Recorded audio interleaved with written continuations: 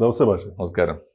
മാഷെ, എത്ര എത്ര വലിയ മഹാന്മാരായ മനുഷ്യരുടെ കഥകളാണ് നമ്മൾ അറിയാതെ പോകുന്നത്, അല്ലെങ്കിൽ അറിയാൻ നമ്മൾ വൈകി പോകുന്നതെന്ന് പലപ്പോഴും തോന്നിയിട്ടുണ്ട്. ഒരു അൺസങ് ഹീറോ, അൺടോൾഡ് സ്റ്റോറി, അങ്ങനെ ഒരു മനുഷ്യനെയാണ് ഞാൻ അടുത്ത് വായിച്ചത്. രാജീവ് മോത്വാനി എന്നാണ് അദ്ദേഹത്തിൻ്റെ പേര്. മാഷ് കേട്ടിട്ടുണ്ടാവും. രാജീവ് മോത്വാനി ആരായിരുന്നു വെച്ചാൽ അദ്ദേഹം ഒരു മഹാനായ അധ്യാപകനായിരുന്നു. മാഷെ പോലെ ഒരു വലിയ പ്രൊഫസർ. അതെ അതെ.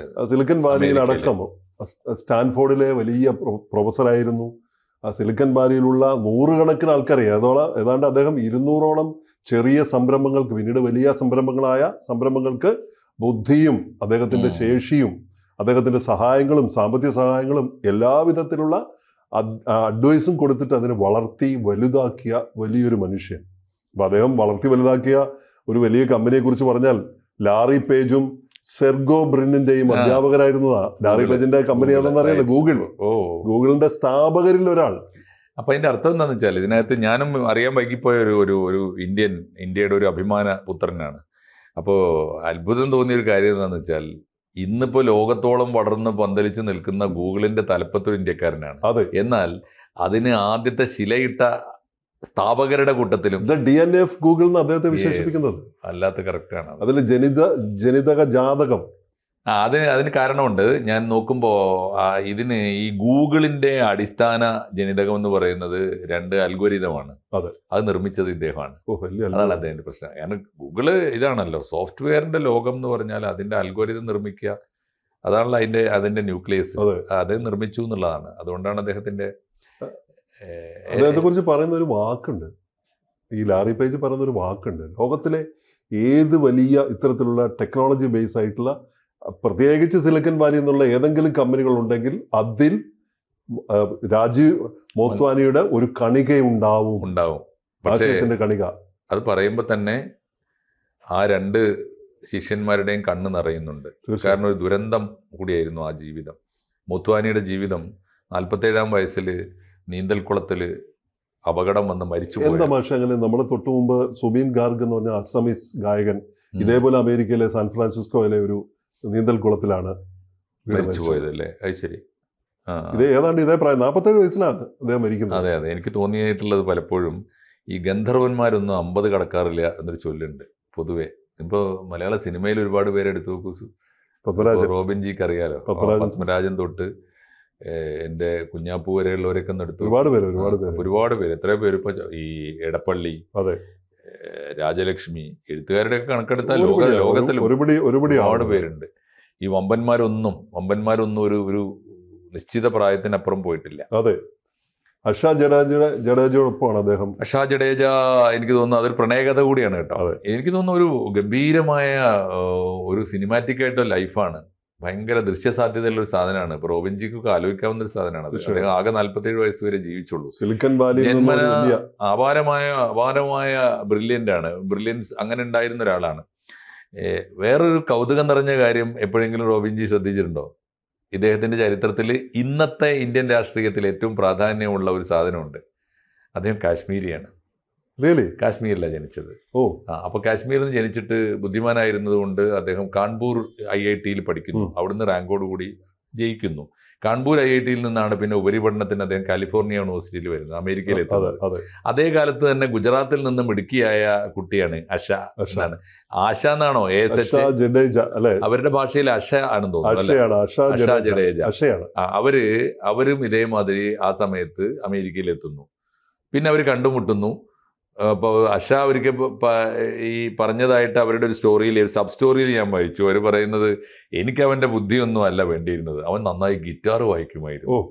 എൻ്റെ കാൽപ്പനിക കാലം മുഴുവൻ അങ്ങനെയാണ്. പിന്നെ ഒരുമിച്ചുള്ളൊരു വല്ലാത്ത യാത്രയാണത്. ഒന്ന് ആലോചിച്ച് നോക്കൂ. 2 മനസ്സുകൾ പ്രണയം കൊണ്ടും പൂത്തു വരിക, ആ മനസ്സുകളിൽ താളം ഉണ്ടാവുക, സംഗീതം ഉണ്ടാവുക, അപാരമായ ബ്രില്യൻസ് ഉണ്ടാവുക. അനുഗ്രഹീത ജന്മമാണ്. 2-3 പുസ്തകങ്ങൾ അദ്ദേഹം എഴുതിയിട്ടുള്ളൂ അൽഗോരിതവുമായി ബന്ധപ്പെട്ട. അതെ. അത് മുഴുവനും അദ്ദേഹത്തിന്റെ തലയിൽ മുഴുവൻ ഇതായിരുന്നു. പക്ഷേ ഹൃദയത്തിൽ സംഗീതം ഉണ്ടായിരുന്നു. അത് അപൂർവ ജന്മമല്ലേ അത്. തലച്ചോറ് കൊണ്ട് പണിയെടുക്കുന്നവർക്ക് പലപ്പോഴും ഹൃദയം പ്രയോഗിക്കാൻ നേരം ഉണ്ടാവില്ല. എനിക്ക് തോന്നുന്നു ഇനിയും നമ്മൾ ഭാരതം ഇദ്ദേഹത്തെ കുറിച്ച് ഇനിയും ചർച്ച ചെയ്യേണ്ടിയിരിക്കും. അതെ. അവിടെ വരുമ്പോഴാണ് ഇദ്ദേഹം ഈ കാലിഫോർണിയയിലെ ഈ ജോലി ചെയ്യുമ്പോഴാണ്. അത് കഴിഞ്ഞിട്ട് അദ്ദേഹം ഈ കാലിഫോർണിയയിൽ നിന്ന് PG എടുത്തിട്ട് അത് കമ്പ്യൂട്ടർ സയൻസിൽ PG എടുത്തിട്ട് അദ്ദേഹത്തിന് സ്റ്റാൻഫോർഡിൽ ജോലി കിട്ടുകയാണ്. അവിടെ തന്നെ പുറത്ത് പോരേണ്ടി. പിന്നെ അദ്ദേഹം പറയുന്നുണ്ട് ഇവളോട്, ഞാൻ എങ്ങനെ പോവാനാണ് നീ ഇവിടെ ഉള്ളപ്പോൾ. അത് പോകാൻ തോന്നിയില്ല അദ്ദേഹത്തിന്. ഇന്ത്യയെ അദ്ദേഹത്തെ വിളിച്ചിട്ടുണ്ടാവണം, അദ്ദേഹത്തിന് പോരാൻ തോന്നിയില്ല. അവിടെ വെച്ചിട്ടാണ് ലാറി പേജിനെ പഠിപ്പിക്കുന്നത് അല്ലേ? അവരാണ് രണ്ടുപേരും ഇയാളുടെ ശിഷ്യന്മാരാണ്.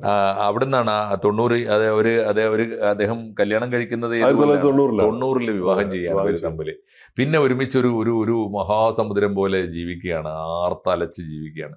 അപ്പോൾ ആ ജീവിതത്തിൽ പിന്നെ 2 കുസുമങ്ങൾ, 2 മക്കൾ പിറന്നല്ലോ. എന്തായിരുന്നു അവരുടെ പേര്? ഈ 2 കുട്ടികൾ, നൈത്രി എന്നാണ് ഒരു കുട്ടിയുടെ പേര്. ഒരു കുട്ടിയുടെ പേര് അന്യ എന്നാണ്. 2 പെൺകുട്ടികൾ. അപ്പോൾ ഇവരൊരുമിച്ച് അങ്ങനെ ജീവിച്ചുകൊണ്ടിരിക്കുമ്പോഴാണ് ദുരന്തം ഉണ്ടാകുന്നത്, മരിച്ചു പോകുന്നത്. അതിൻ്റെ ഇടയിൽ സംഭവിക്കുന്ന കാര്യമാണ്, ഈ 2 സ്റ്റുഡൻസിന് ഇദ്ദേഹം ഈ ആൽഗോരിതം പഠിപ്പിച്ചു കൊടുക്കുന്നു. അത് കിട്ടേണ്ട റിസീവിങ് എൻഡ് കറക്റ്റ് ആണെങ്കിൽ ഒരു വിദ്യയും പാഴാവില്ല. അപ്പോൾ പറയുന്നുണ്ടല്ലോ, ഗുരു പറയുന്നുണ്ട് സഹോദരൻ അയ്യപ്പനെ കുറിച്ച് പറയുന്നത്, സഹോദരൻ അയ്യപ്പൻ ഭയങ്കര വികൃതിയാണ്, അവൻ ഗുരുവിനെ ചോദ്യം ചെയ്യുന്നു. അപ്പോൾ ഗുരു പറഞ്ഞ മറുപടി ഉണ്ട്, എന്നെ ചോദ്യം ചെയ്യാൻ, എന്നെ അതിജയിക്കാൻ കെൽപ്പുള്ള ഒരു ശിഷ്യനെങ്കിലും എനിക്ക് ദൈവം തന്നല്ലോ എന്നാണ് അദ്ദേഹം പറയുന്നത്. അപ്പോൾ അതുപോലെയാണ് ഈ 2 പയ്യന്മാർ, ഈ ലാരി പേജും മറ്റവന്റെ പേരെന്തായിരുന്നു, സെർഗേ ബ്രിനും. അവർ രണ്ടുപേരും, നമുക്ക് ലാരി പേജിനെയാണ് കൂടുതലായിട്ട് അറിയുന്നത്. ലാരി പേജ് എപ്പോഴും ഉണ്ട് കേട്ടോ. ഇവർക്കൊക്കെ 2 ഉണ്ട്, ഒക്കെ കൂട്ടുകൃഷിയാണ്, എല്ലാം കൂട്ടുകൃഷിയാണ്. അവര് പിന്നെ അദ്ദേഹത്തിന് അതിൻ്റെ അകത്തൊരു ഷെയറും കൊടുത്തിരുന്നു. ഷെയർ എന്ന് വെച്ചാൽ അത്ഭുതകരല്ലേ, അത് ഗുരുദക്ഷിണയാണ്. അദ്ദേഹത്തിന് നിങ്ങൾ 2 തുടങ്ങിയാൽ മതി, 2 ഇനഫ് ആൻഡ് മോറാണ്, നിങ്ങൾക്ക് ചെയ്യാൻ പറ്റുമെന്ന് പറഞ്ഞു. പക്ഷെ അത് അവർ വളരെ നിർബന്ധപൂർവ്വം അവരെ പോലെ സ്ഥാപകരായ 2 പേർക്കുള്ളതുപോലെ ഷെയർ ഹോൾഡറായിട്ട് ഇവരെയും വെച്ചു, ഗുരുവിനെയും വെച്ചു. കാരണം അവർ പറഞ്ഞാണ് DNA ഗുരുവിൻ്റെ വകയാണ്. അങ്ങനെയാണ് ഈ ഗൂഗിൾ സ്ഥാപിക്കുന്നത്. പിന്നീട് ഗൂഗിള് വലിയ തോതിൽ വളർന്നു.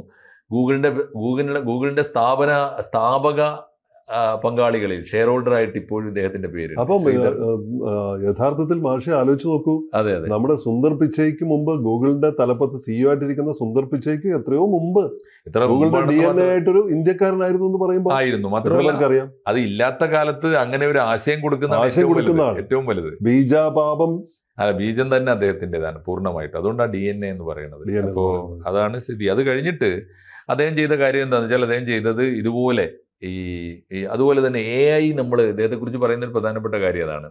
നിർമ്മിത ബുദ്ധി എന്നൊക്കെ നമ്മൾ കേട്ടു തുടങ്ങുന്നതിന് മുമ്പ് തന്നെ നിർമ്മിത ബുദ്ധിയുടെ അപാരമായ സാധ്യതകളെ കുറിച്ച് ധാരാളമായിട്ട് പ്രബന്ധങ്ങൾ രചിച്ചിട്ടുണ്ട് അദ്ദേഹം. ആ കാര്യത്തിലും അദ്ദേഹം ഒരു പയനിയറാണ്. ലോകത്ത് എവിടെയുമുള്ള സാങ്കേതിക വിദ്യയിൽ അദ്ദേഹത്തിന്റെ ഒരു മനസ്സിന്റെ ഭാഗം ഒളിഞ്ഞിരിപ്പുണ്ടെന്നാണ് ലാറി പേജ് പറയുന്നത്. തീർച്ചയായിട്ടും അത് പറയുന്നത് വളരെ ശരിയാണ്. നിറഞ്ഞ കണ്ണീരോടെയാണ് അത് പറയുന്നതെന്ന് പറയുന്നത്. എന്തായാലും പിന്നെ അദ്ദേഹം പേപാലിന്റെ ആദ്യ നിക്ഷേപകനായിരുന്നു. പിന്നീട് ഒരുപാട് കമ്പനികളിൽ പിന്നെ അദ്ദേഹം ചെയ്തൊരു കാര്യം എന്താണെന്ന് വെച്ചാൽ, ഈ യുവാക്കൾ നാളേക്ക് വേണ്ടി, പുതിയ ബ്രില്യൻ്റ് ആയിട്ടുള്ള മക്കള്, വിഷനറി ആയ മക്കള് നാളേക്ക് വേണ്ടി തുടങ്ങുന്ന ഏത് സ്റ്റാർട്ടപ്പിനും അദ്ദേഹം ഫണ്ട് കൊടുക്കുമായിരുന്നു. അങ്ങനെ 200-ലേറെ കമ്പനികളുടെ ആശയങ്ങൾ. അദ്ദേഹത്തിന്റെ മരണത്തിന് ശേഷം മോട്ടാനി ജഡേജ ഫൗണ്ടേഷൻ നിരവധി പ്രവർത്തനങ്ങളാണ്. മൊത്വാനി ജഡേജ ഫൗണ്ടേഷൻ എന്ന് വെച്ചാല് ഭാര്യയും ഭർത്താവും, അക്ഷയുടെ കൂടെ ജഡേജ. അപ്പോ അവർ 2 പേരും, പിന്നെ ഈ മക്കളും. അച്ഛന്റെ മരണശേഷം ഭാര്യയും 2 മക്കളും ചേർന്നാണ് ആ ഫൗണ്ടേഷൻ നടത്തുന്നത്. അവരിപ്പോ ഭൂമിയിൽ ഒരുപാട് സ്ഥാപനങ്ങളെ, അവർ അമേരിക്കൻ രാഷ്ട്രീയത്തിൽ വലിയ നിർണായക പങ്കുള്ള ഒരാളാണ്. അതാണ് എനിക്ക് തോന്നുന്നത്. റിപ്പബ്ലിക്കൻ പാർട്ടിയുടെ പ്രവർത്തകയാണ്. അതൊരു വലിയ നേട്ടമല്ലേ സത്യത്തിൽ. അമേരിക്കയിൽ ഇൻഫ്ലുവൻസിങ് പേഴ്സണാലിറ്റി ആയിട്ട് മാറി റിപ്പബ്ലിക്കൻ പാർട്ടി ഇപ്പോഴത്തെ ഭരണകക്ഷിയാണ്. ആ ട്രംപിന് ഇവർക്ക് ബുദ്ധി പറഞ്ഞു കൊടുത്തൂടെ?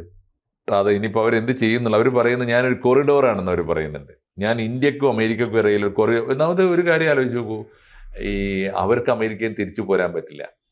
കാരണം അത് രാജീവിൻ്റെ മണമുള്ള മണ്ണാണ്, രാജീവ് അലിഞ്ഞു ചേർന്ന മണ്ണാണ്. അവിടുന്ന് പോരാൻ പറ്റില്ല. പ്രണയിനികൾക്ക് അങ്ങനെയാണ്. തീർച്ചയായിട്ടും. അപ്പൊ അതുകൊണ്ട് അവർ പോരുന്നില്ല. വാതിലൊക്കെ ഉപയോഗിക്കും. നമ്മുടെ global south, sound of global south ജയശങ്കറൊക്കെ ഈ ഒരു ബന്ധമൊക്കെ ഉപയോഗിക്കുന്നുണ്ടാവാം ചിലപ്പോൾ. അവർ നല്ല ലിങ്കാണ്. അവർ പറയുന്നുണ്ട് എൻ്റെ പണി അതാണ്, അമേരിക്കയിൽ നിന്ന് ഇന്ത്യയിലേക്കുള്ള ഒരു കൊറിഡോർ എപ്പോഴും. അപ്പോൾ ഈ അമേരിക്കൻ പൊളിറ്റിക്സിലെ വളരെ ഇൻഫ്ലുവൻസ് ഉള്ള ഒരു പേഴ്സണാലിറ്റി ആയി മാറുക, ഒരു ലീഡറായിട്ട് മാറുക. നമ്മുടെ ഈ ആളുകളൊക്കെ ഇങ്ങനെ വലിയ അത്ഭുതം തോന്നുന്നുണ്ട്. കാരണം എല്ലായിടത്തും പ്ലേസ് ചെയ്യപ്പെട്ടിരിക്കുക. ലോകം മുഴുവൻ ഈ ഓരോ ഭാരതീയനെയും വേണ്ട സ്ഥലത്ത്, വേണ്ട അളവിൽ, വേണ്ട സമയത്ത് ആക്ട് ചെയ്യാനായിട്ട് പ്രതിഷ്ഠിക്കപ്പെട്ടിട്ടുണ്ട്. അതെ, അല്ലേ? തീർച്ചയായും. അത് കൃത്യമായി ഉണരുന്നുണ്ട്, പ്രവർത്തിക്കുന്നുണ്ടെന്നുള്ളതാണ്. ഉണ്ട്. ഏതായാലും ഇപ്പോൾ അവർ ഇങ്ങനെ ലോകത്തിലെ ഒരുപാട് ഈ ഫൗണ്ടേഷൻ ചെയ്തുകൊണ്ടിരിക്കുന്ന കാര്യങ്ങൾ ഒന്ന് AI ട്രാൻസ്ലേഷനാണ്. അതെ. ലോകത്തിലെ ഈ കമ്പ്യൂട്ടർ ഭാഷ മുഴുവനും അതെ, ട്രാൻസ്ലേറ്റ് അതെ. ചെയ്യുക, അതുപോലെ ടെക്നിക്കൽ എഡ്യൂക്കേഷൻ അതെ, പ്രോത്സാഹിപ്പിക്കുക, അതെ.